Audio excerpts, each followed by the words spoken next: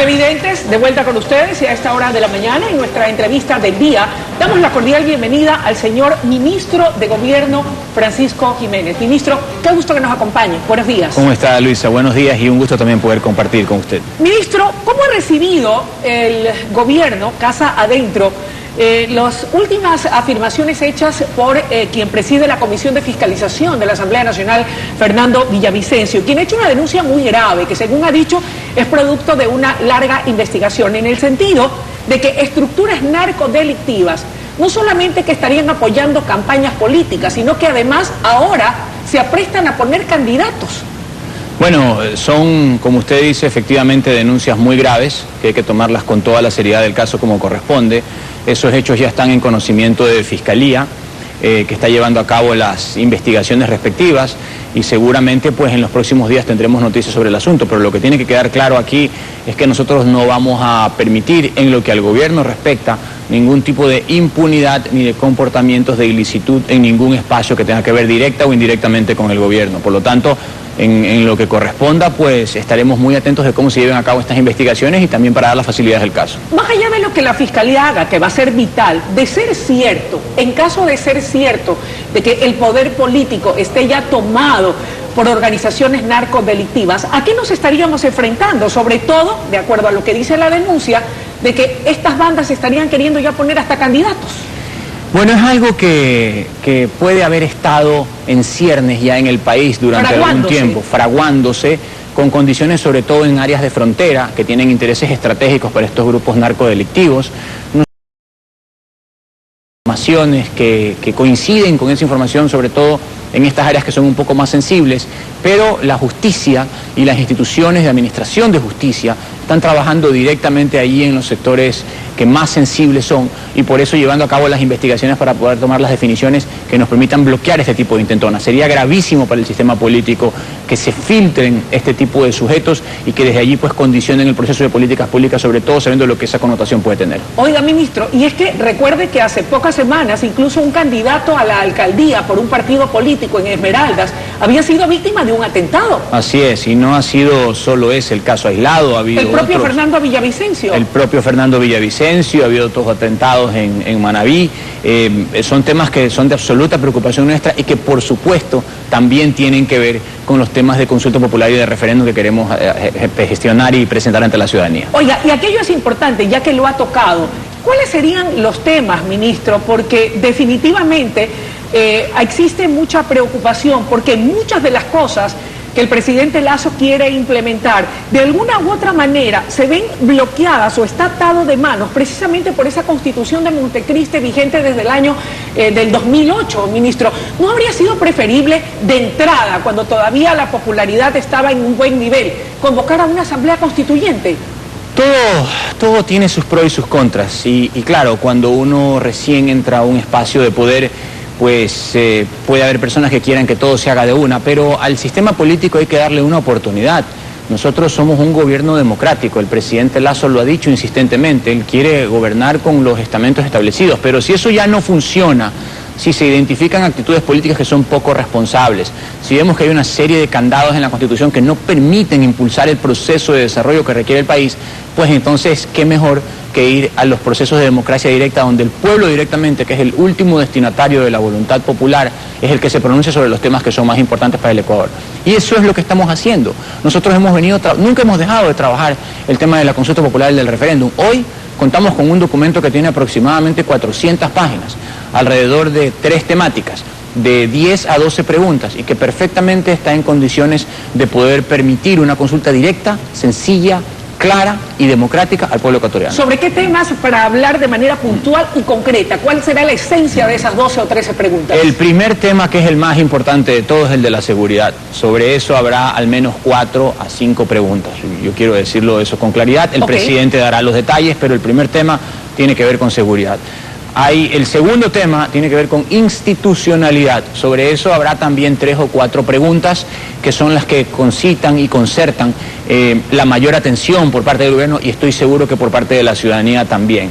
Y finalmente habrá 1 o 2 preguntas de naturaleza económica, pero esa es un poco la proporción de lo que habrá en el pliego de preguntas que, insisto, serán de 10 a 12.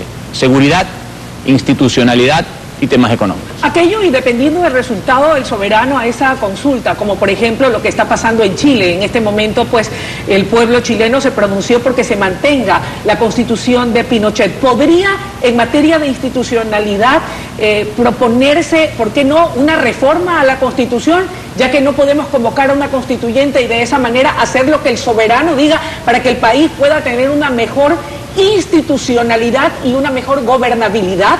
De hecho, de las 10 preguntas que tenemos hasta el momento, que podrían subir a 12, pero en ese margen estamos, 9 al menos se refieren directamente a temas que ya están en la Constitución. Eso hace que se califiquen o que se categoricen como referéndum, porque el referéndum tiene que ver con temas que ya están en la Constitución, no los estamos inventando. La consulta popular es distinta, porque tiene que ver con cualquier cosa que se le pregunta al pueblo. Por lo tanto, de esos 10 a 12 temas, el 85% ya tiene que ver con aspectos constitucionales sobre los cuales esperamos un pronunciamiento y que tendrán directo impacto en la institucionalidad y gobernabilidad del país. Oiga, ministro, y hablando de gobernabilidad y hablando de todos aquellos temas que son del interés de los ecuatorianos, ¿cómo marchan los diálogos en estas mesas técnicas? Le pregunto esto porque recientemente escuchábamos declaraciones del titular de la CONAIE y también del titular de la FENOCIN, en el sentido de que los diálogos no avanzan a la celeridad que se espera.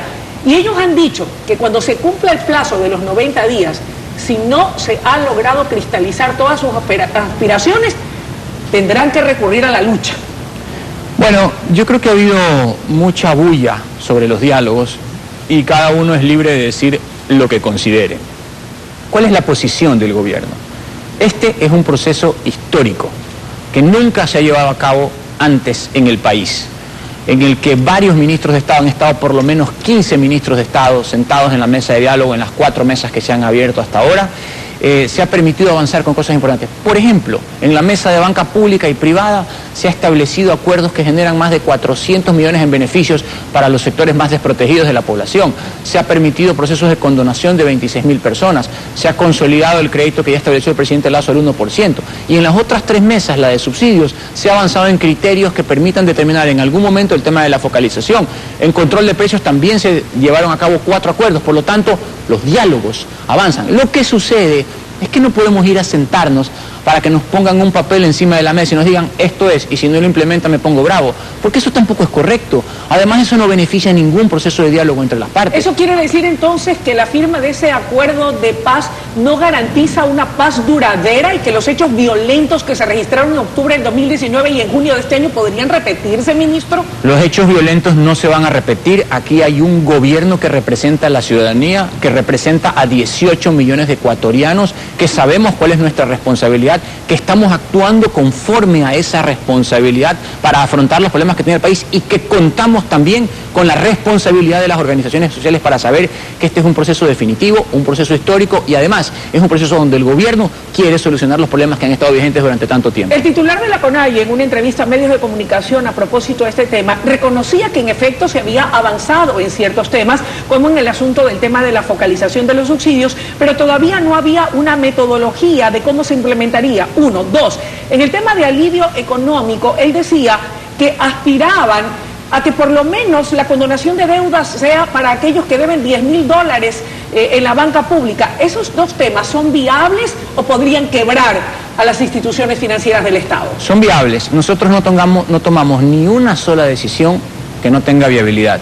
Por eso llevamos un estudio técnico con las diferentes instituciones que están inmiscuidas en cada una de las mesas. Okay. Por eso tenemos una metodología que nos permite saber cuál es el ministro que lidera la mesa y de qué manera se organiza y cuánto tiempo toman las decisiones y cómo se establecen las propuestas, y por eso tenemos límites también. Ninguna de las decisiones que tomamos en cada una de las mesas tiene imposibilidad en su viabilidad. Todas se pueden ejecutar y de hecho se están ejecutando. ¿Cuándo se va a tocar el tema en la mesa del tema de extractivismo? Eso es otra de las aspiraciones de los sectores del movimiento indígena ecuatoriano representados en la CONAIE. Esa es una de las mesas más sensibles que tiene que ver con recursos naturales. ¿Cuál va a ser la postura del gobierno? Nosotros tenemos la postura de actuar con responsabilidad ya se han establecido 3 criterios en esa mesa de recursos naturales sobre justamente el tema minero, la cuestión energética y la forma en que esto tiene que implementarse en cada uno de los territorios para ser responsables también con el ambiente. Obviamente ellos tienen su posición, nosotros tenemos la nuestra. Tenemos que tener un país productivo, pero a su vez también tenemos que respetar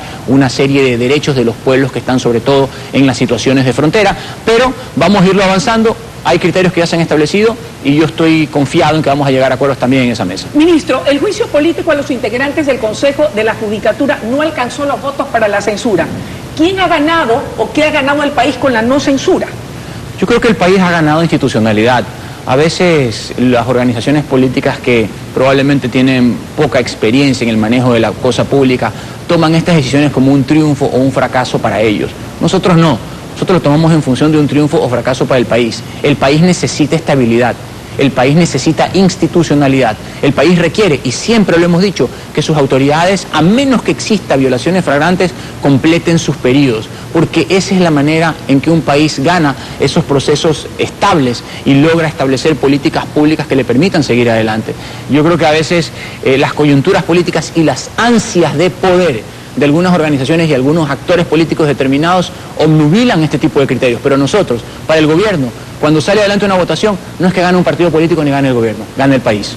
Concluyo solamente con algo muy puntual, si la productora me lo permite. No obstante, para el ciudadano de a pie, el ciudadano de común, y esto no es una defensa como comunicadora ni de nuestro medio de comunicación respecto de lo que hagan o no los asambleístas, más allá de que nos representan como todos los ecuatorianos, pero hay una desazón de cómo se maneja la justicia en el Ecuador, porque entran y salen los delincuentes como Pedro por su casa, tienen hasta 20 antecedentes delictivos, hasta por asesinato y andan libres. Hay una entrega alegre de órdenes de habeas corpus para que incluso personas con escandalosos casos de corrupción quieran salir en libertad, y entonces ahí es cuando uno dice, esta justicia me queda debiendo, no hay que modificarla, no necesitamos un mejor poder judicial. Tiene que ver con personas y tiene que ver con instituciones también. Las garantías constitucionales como el habeas corpus han sido manoseadas por el sistema y nosotros tenemos que generar las herramientas para que ya ese manoseo, y lo digo aunque sea una palabra fuerte, no se produzca. No solamente se trata de cambiar personas, también se trata de cambiar procesos. Y en este caso, el rol, por ejemplo, de la Corte Constitucional para reglamentar ese marco de referencia es esencial para poder tener un sistema mucho más confiable, mucho más predecible y mucho más seguro. Gracias, ministro, por su comparecencia esta mañana. Gracias a usted, Luisa. Amables televidentes, ha sido la presencia del señor ministro de Gobierno, Francisco Jiménez. Es momento de ir a una breve pausa y enseguida volvemos con más desde la noticia Primera Emisión.